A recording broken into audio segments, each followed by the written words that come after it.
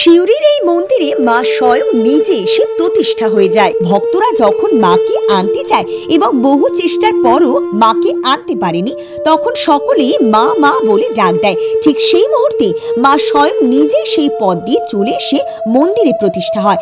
মাকে যখন আনে, রেলের যে লাইন থাকে সেইভাবে লাইন পেতে ক্রেন দিয়ে চ্যানেল চালিয়েও মাকে ওঠানো যায়। ভোর রাত্রে যখন সবাই ক্লান্ত হয়ে বসে পড়ে এক চিন্তে মা মা করে ডাকে, তখন ওই চ্যানেল লাইনের পথ দিয়েই মা অটোমেটিক আপডামে এসে এখানে এই মায়ের এই গাদিতে স্থাপন হয়ে যায়। মাকে দেখলেই মনে হবে মা স্বয়ং এখানে জীবন্ত অবস্থায় রয়েছে এবং সকল ভক্তদের আশীর্বাদ করছে। মন্দিরের গঠনশৈলী অত্যন্ত মনোমুগ্ধকর। মন্দিরের পিলারের গায়ে রয়েছে বহু দেবদেবীর চিত্র।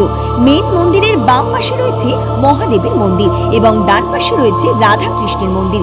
এই মন্দিরে ভোগ প্রসাদেরও ব্যবস্থা রয়েছে। জাগ্রত এই মন্দিরের নাম আনন্দময়ী মা মৌমাছি।